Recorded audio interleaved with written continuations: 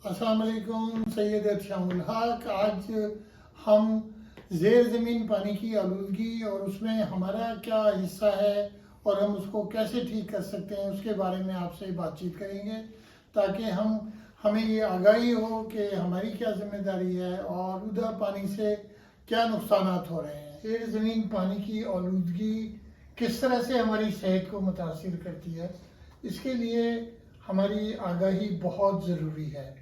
पाकिस्तान में जो तकरीबन 4.3 बिलियन क्यूबिक मीटर से ज़्यादा वेस्ट वाटर प्रोड्यूस होता है और उसमें से कोई 103 बिलियन क्यूबिक मीटर जो है वो इंडस्ट्रियल वेस्ट वाटर है। तो ये वेस्ट वाटर हमारे लिए, हमारे बच्चों के लिए, हमारी सेहत के लिए, हमारे माहौल के लिए क्या खराबियां पैदा कर रहा है। इसके लिए ये भी आगाही ज़रूरी है कि ये कहाँ कहाँ से आलूदगी आ रही है और हमारे ज़ेर ज़मीन पानी में जा रही है। इसमें से अगर आप देखें तो सिंपल चीज़ जो अगर हम लें कि गाड़ियाँ जो सड़क पे चलती हैं उनसे जो पार्टिकुलेट मैटर निकलते हैं वो ज़मीन पे गिरते हैं, फिर वो रेन के साथ या बारिश के साथ या वो एटमॉस्फेयर में ऊपर जाकर जब नीचे गिरते हैं तो और वो हमारे नालों में, नदी में, रिवर में मिल जाते हैं तो वो आलूदगी करते हैं। उसके बाद हमारे घरों से जो पानी निकलता है, इस्तेमाल शुदा पानी, वो जब नालों में और नदियों से जाकर और हमारे नेचुरल स्ट्रीम में डाल देते हैं ना, ये एक बहुत बड़ा ज़रिया है कि हमारा पानी, दरियाओं का और समंदर का पानी भी बहुत ज़्यादा आलूदा हो चुका है। पेस्टिसाइड्स की ट्रीटमेंट है, लैंडफिल्स हैं, उनसे जो जूसेस निकलते हैं उनसे भी हमारा पानी आलूदा होता है। इसके बाद इंडस्ट्रीज के जो पोल्यूटेंट्स हैं उनसे।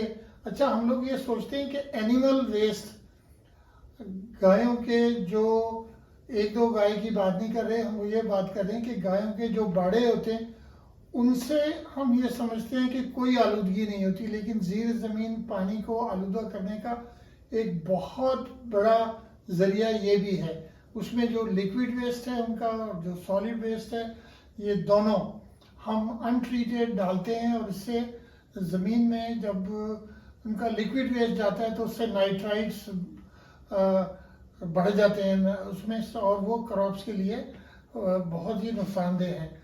तो हमें municipal waste water, sewerage sludge, आपका लैंडफिल से जो उसके जूसेस निकलते हैं जिसको लीचे कहते हैं वो, कारों से पोल्यूशन, एयरबॉर्न सल्फर जो कि आपके इन्वायरमेंट में जा रही है फैक्ट्रियों से, नाइट्रस ऑक्साइड एंड दूसरी हार्मफुल गैसेस, तो उन सबको मिलाकर, और हैजर्डस वेस्ट हमारे यहाँ एक और वो है कि हैजर्डस वेस्ट, मेडिकल वेस्ट, सब एक ही जगह, एक ही बैग में हम डालते हैं और वो एक ही जगह जाके डंप होता है और उन डंप्स में कोई लाइनिंग सिस्टम नहीं है, उनका कोई प्रोटेक्शन नहीं है, कोई इन्वायरमेंटल सेफगार्ड नहीं है।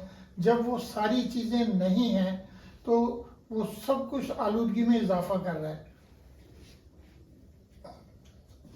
ये फिर एक चार्ट है जो कि ये एक्सप्लेन करता है कि कहाँ कहाँ से आपका पानी कंटामिनेट हो रहा है और इसके जो हमारे तरीके हैं, जो हमारा ज़िंदगी का गुजारने का तरीका है, जो चीज़ें हम इस्तेमाल करते हैं उनको हम कैसे सही तरीके से इस्तेमाल करें, सही तरह से वो करें कि कम से कम आलूदगी हो ज़ेर ज़मीन पानी की, और एक सिस्टम हो कि ये पानी जहाँ जाता है वहाँ जाकर इसकी प्रोसेसिंग करें, इसमें से हैवी मेटल्स को निकालें। ये एक मिसाल है जो हमारे डंप साइट्स हैं। ये तो एक फोटोग्राफ हमने स्टॉक फोटोज में से लिया है, लेकिन इस तरह का कोई निज़ाम पाकिस्तान में नहीं है।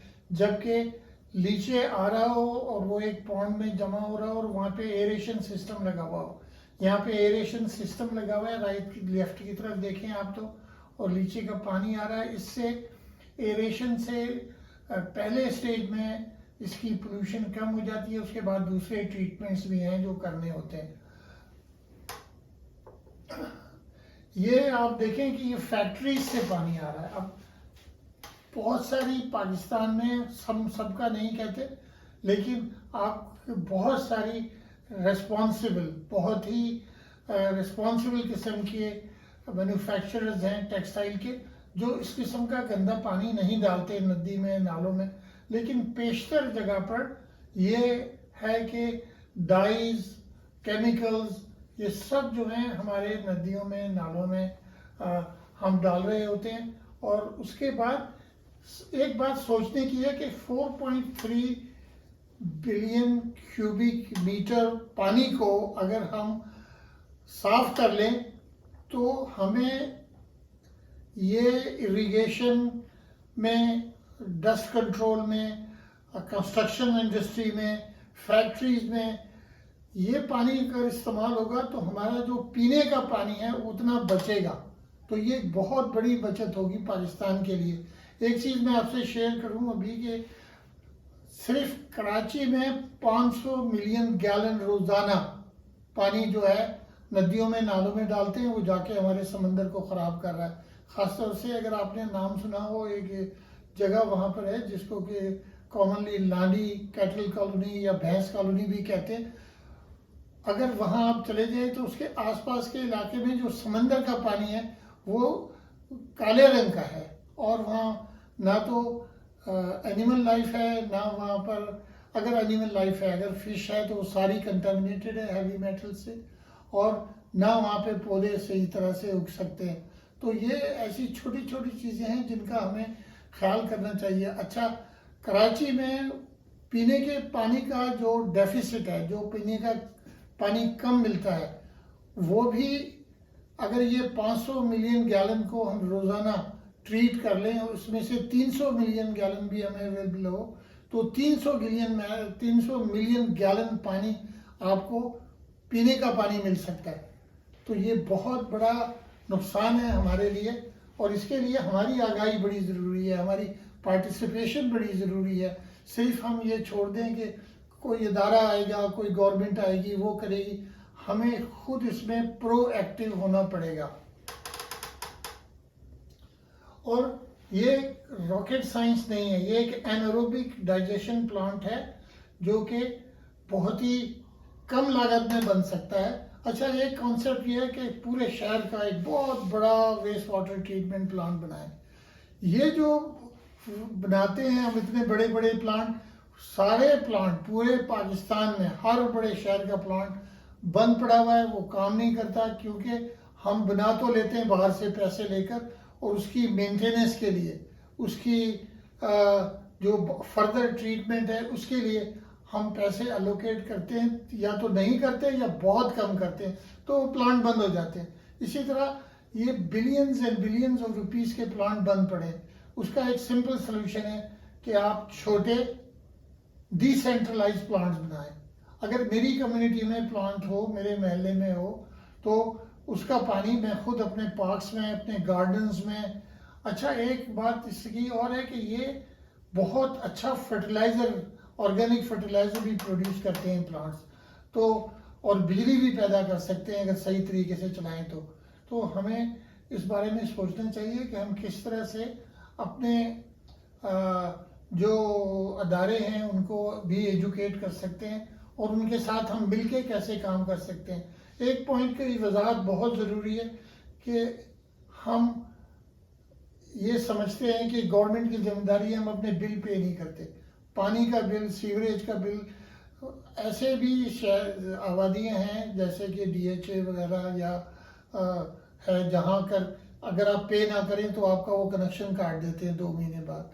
तो हमें फोर्स करें तो हम करते हैं, हमें वॉलंटियर ही करना चाहिए। हमें खुश होकर ये पैसे देने चाहिए, खुशी खुशी देने चाहिए, क्योंकि इससे हमारे बच्चों का मुस्तकबिल महफूज होता है, इससे हमारे अर्थ के रिसोर्सेज महफूज होते हैं, और मौसमियाती तब्दीली से हम बच सकते हैं। ये भी एक ट्रीटमेंट प्लांट है जो कि ये हमने एक प्रोजेक्ट से लिया हुआ है मदीना से, और इसमें जो पानी निकल रहा है लैंडफिल में से नीचे या उसको कहें कि जो जूसेस हैं गार्बेज के उसकी ट्रीटमेंट का प्लांट है। ज़रूरी बात यह है कि हमें ये आगाही हो कि जो वेस्ट वाटर, जो पानी जो कि आलूदा है, जो घरों से निकल रहा है, फैक्ट्री से निकल रहा है, इसका ट्रीटमेंट होना बहुत ज़रूरी है। इसको जब हम ट्रीट नहीं करते हैं तो ये हैवी मेटल्स ऐड करता है जो कि हमारे क्रॉप में, हमारे फूड चेन में दाखिल हो जाती हैं और ये मौसमियाती तब्दीली में बहुत ज़्यादा असरअंदाज हो रही हैं।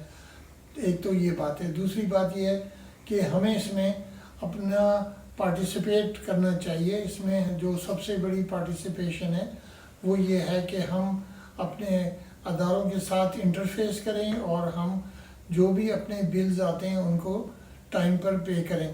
तो आखिर में अल्लाह हाफिज़ और अपना ख्याल रखिए। और अगर आपको कोई सवालात हों तो कमेंट सेक्शन में आप हमें भेज दीजिए और हम उस के बारे में फिर आपको जवाब भी देंगे और अलग से प्रोग्राम भी करेंगे। बहुत शुक्रिया। अल्लाह हाफिज़। पाकिस्तान जिंदाबाद।